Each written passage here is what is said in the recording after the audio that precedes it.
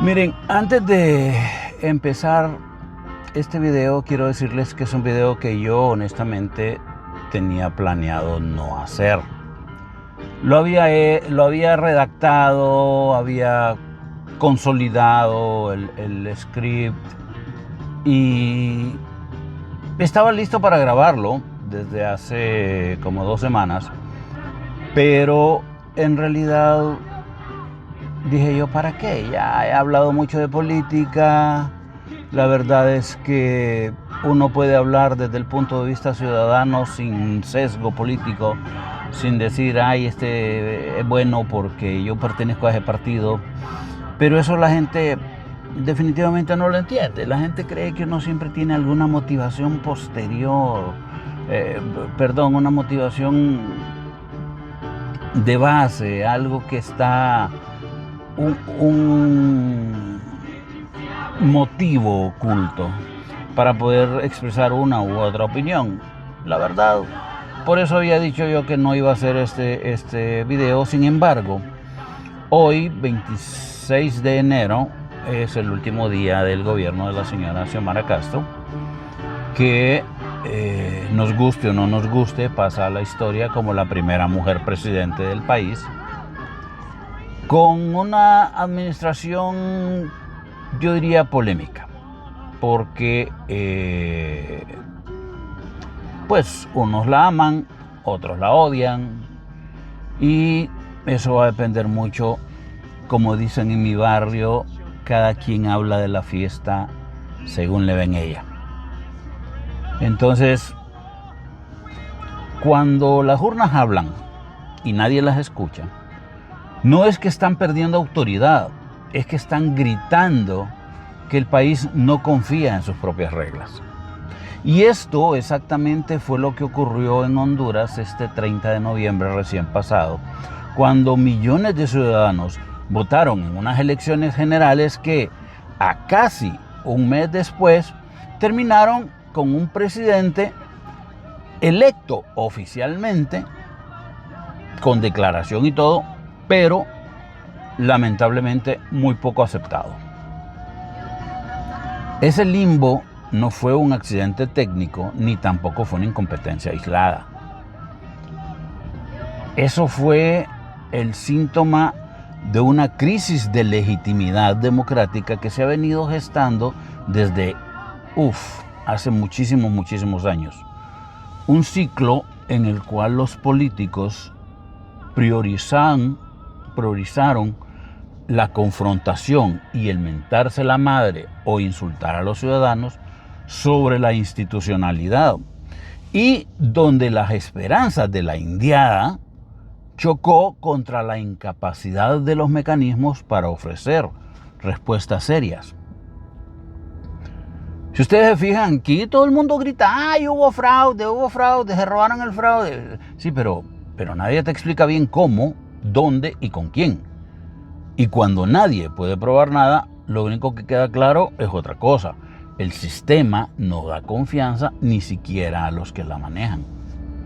Pero esto no fue que nació el 30 de noviembre, no, eso viene de años. Yo vengo yendo fraude en casi todas las elecciones en las que yo he vivido. ¿Y por qué? Porque son elecciones mal hechas, instituciones politizadas y reglas que cambian según el que esté en el gobierno. Honduras no tiene una crisis electoral, tiene una crisis de credibilidad. Y no es que el sistema sea complejo, es que el sistema está roto. Es un sistema golpeado, un sistema vergueado, pero maquillado para que nada se le note. Y es que votar aquí en Honduras es como pedir comida por delivery. Uno paga, espera, se emociona, a veces incluso hasta saboreamos la comida antes de que llegue, y lo que llega al final a veces te llega frío, mal hecho o incompleto. Y cuando tratas de buscar un responsable, no aparece nadie o no te dan una explicación. Mire, compa, le voy a decir algo. Lamentablemente aquí en Honduras confundimos algo que es muy peligroso. La mayor parte de la gente cree que comparar es justificar, que decir que un gobierno fue mejor que otro es aplaudirlo, y no significa eso. A veces solo significa que ese gobierno hizo menos daño que el anterior. Y eso, aunque suene deprimente, es exactamente el balance que dejan los dos últimos periodos electorales. Empecemos con el doblete del 2012. Y no hablo del Olimpia. El cierre del mandato del expresidente Juan Orlando Hernández no fue simplemente malo, fue institucionalmente tóxico. Y no estoy hablando de errores de gestión, sino de algo mucho más grave y documentado por tribunales y organismos internacionales: la captura del Estado por redes criminales. Cuando un expresidente termina extraditado y condenado por narcotráfico, el debate ya no es ideológico, el debate pasa a ser forense. ¿Por qué? Porque no hay cuento, no hay historia, no hay discurso, no hay narrativa que pueda competir contra una sentencia. El último periodo de Juan Orlando Hernández dejó una herencia bien clara: instituciones debilitadas, justicia subordinada, fuerzas de seguridad contaminadas y una democracia convertida en trámite administrativo. Sí, es cierto, hubo estabilidad macroeconómica. Sí, es cierto, en algunas ciudades, en algunos años los homicidios bajaron. Pero también tuvimos represión, tuvimos fraude electoral, tuvimos asesinato de activistas y un país gobernado desde la sombra. La pregunta no es si Juan Orlando Hernández fue un mal gobierno. La pregunta es cuánto daño estructural nos dejó. Y la respuesta es demasiado. Entonces, frente a ese escenario, llega la doña Xiomara Castro, con un discurso de esperanza, de refundación y de justicia histórica. Arrasó en las elecciones. El problema fue que las palabras llegaron más rápido que los resultados. Con el discurso repetitivo hasta la saciedad y el hartazgo de la narcodictadura, los 12 años, 7 meses y demás pendejadas, que van a pasar años para que nos podamos borrar de la mente su chillona y falseada voz repitiendo esa frase. Y seguro que ahorita que la dije, ustedes la oyeron también en su mente, para que vean que tengo razón. Su gobierno no fue el cambio prometido, pero por lo menos hasta donde sabemos el día de hoy, no reprodujo el nivel de degradación institucional anterior. En lo económico, pues doña Xiomara hizo lo que no podía evitar. Tuvo que mantener la relación con el FMI, que ordenar las finanzas, en lo mínimo posible, pero las ordenó para evitar una crisis mayor. No fue brillante, tenemos que aceptarlo, pero fue funcional. O sea, el crecimiento sigue siendo todavía insuficiente, aunque ya hemos visto que vamos creciendo. La pobreza sigue siendo obscena y la inversión privada camina con muletas jurídicas. No hubo el milagro esperado, no hubo reformas estructurales profundas, hubo contención y administración del daño. Y eso los cirujanos lo saben bastante bien. Se meten, miran el vergueo, ponen una que otra gasita por aquí, una gasita por allá, dejan el asunto así y dicen, volveremos después para ver qué podemos hacer. Exactamente eso hizo el Estado. Una contención de daño para ver cómo lo podían resolver más adelante. En seguridad, la historia siguió exactamente igual, solo que con otros uniformes. En algunas ciudades hubo menos homicidios, sí, pero tuvimos estados de excepción prolongados que no funcionaron. El problema es que reducir cifras sin fortalecer el Estado de Derecho es precisamente eso. Solo es ganar tiempo, no resolver el problema. Y Honduras ya sabe cómo termina esa película. Donde la comparación se vuelve incómoda, pero necesaria, es en corrupción y en democracia. Doña Xiomara prometió una cruzada ética que nunca terminó de arrancar. La impunidad sigue ahí, la justicia sigue politizada y la corrupción no desapareció a pesar de todos los decretos. Su mismo gobierno fue salpicado por muchos casos de corrupción que su gobierno simple y sencillamente decidió ver para otro lado, con acusaciones hasta de asesinatos de ambientalistas, mientras se aplaudía y se glorificaba a doña Berta Cáceres. Otro ambientalista como Juan López permanecía en la impunidad. Juan López se llamaba, creo. Si no, discúlpenme el lapso, pero creo que sí se llamaba. Entonces, más de lo mismo, pero con una diferencia clave. No hay, hasta el momento, claro, no hay una evidencia de una alianza orgánica entre el Poder Ejecutivo y el crimen organizado como política de Estado, conste, como sí ocurrió en el periodo anterior. Es cierto, tenemos el video de Carlón. Es cierto, tenemos a Carlón pidiendo financiamiento para la campaña política del comandante, pidiendo la mitad para el comandante, que se volvió una frase famosa en Honduras para toda la eternidad, la mitad para el comandante. Pero, el gran pecado de este gobierno no fue robar más, sino no arreglar lo que permite robar. En derechos humanos, el estándar siguió siendo muy bajo. Pero, vaya, el piso ya dejó de ser subterráneo.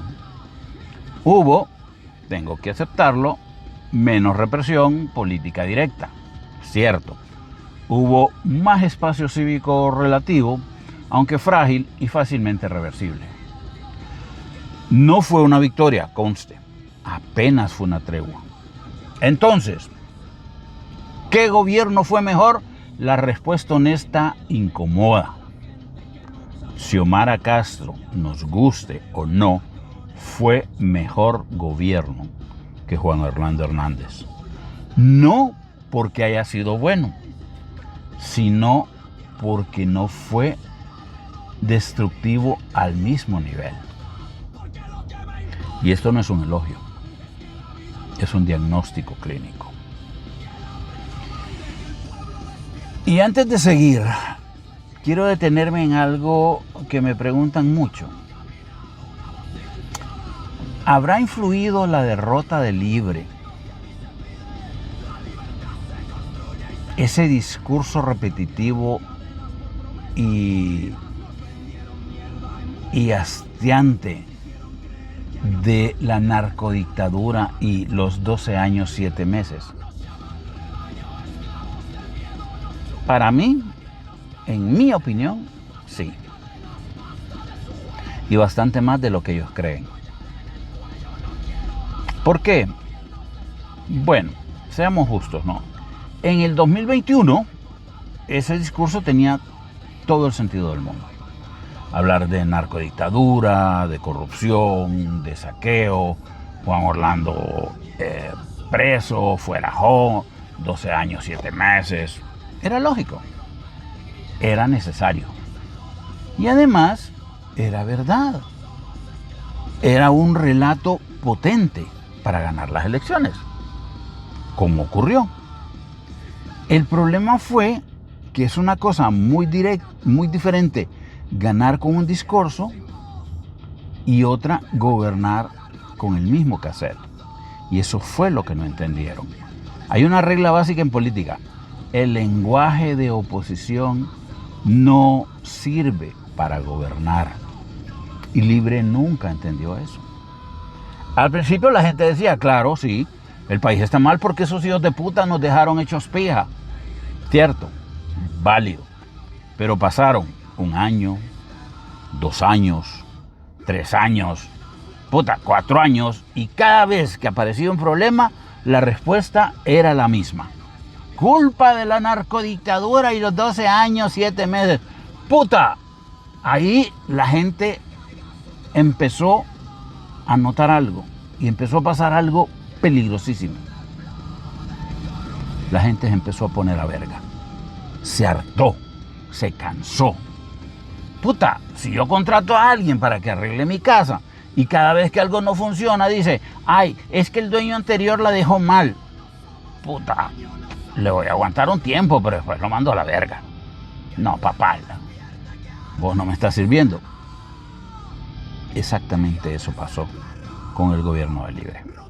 Nos puso hasta la coronilla con la justificación de su inutilidad. El discurso que en el 21 sonaba denuncia, en el 25, pónganle a partir del 24, empezó a sonar excusa. Y esa es una diferencia pero gigante. Además, hubo otro problema. Libre siguió hablando del pasado cuando el país ya estaba preocupado por el presente. Mientras el gobierno decía, narcodictadura, Juan Orlando, 12 años, 7 meses, la gente decía, no me alcanza el pisto. No encuentro chamba. La luz está cada vez más cara. Me asaltaron a la hija en la colonia. Y entre un discurso histórico y un problema diario, siempre gana el problema diario, papá. Entonces, ocurrió algo casi psicológico. La frase 12 años, 7 meses pasó de ser un grito de indignación a convertirse en ruido de fondo, como quien oye llover, como esa alarma de carro que suena hasta que llega un momento que ya nadie le hace caso. Mucha gente, mucha gente, y lo vimos en las elecciones, empezó a reaccionar casi con fastidio. Ya la caga esta vieja con ese discurso. Sí, ya entendimos, Juan Orlando fue un desastre, ¿no? Pero ustedes llevan 4 años con lo mismo, y lo de ustedes, ¿cuándo van a empezar a dar resultados? Así empezó a pensar la gente. Y mientras Libre seguía peleando con el pasado, el Partido Nacional hizo algo muy simple. Dejó de defenderse de la historia y empezó a hablar del presente. Con nosotros estabas mejor. Vamos a estar bien. Un mensaje sencillo. Cuestionable, sí, si querés, pero efectivo. Vamos a estar bien, el presente. Y ese fue el error estratégico de Libre. Gobernar viendo para atrás, por el retrovisor. Nunca lograron cambiar el chip de partido víctima a partido responsable. Por eso es que yo considero que el discurso de la narcodictadura fue su mayor fortaleza en el 2021 y fue su mayor debilidad en el 2025. ¿Por qué? Porque la gente vota por expectativas del futuro, no por explicaciones del pasado. Y cuando un gobierno pasa 4 años justificándose, termina siendo castigado. Así que sí, ese cassette repetido de 12 años, 7 meses, no solo influyó en la derrota, probablemente fue uno de los clavos más grandes de su propio ataúd electoral.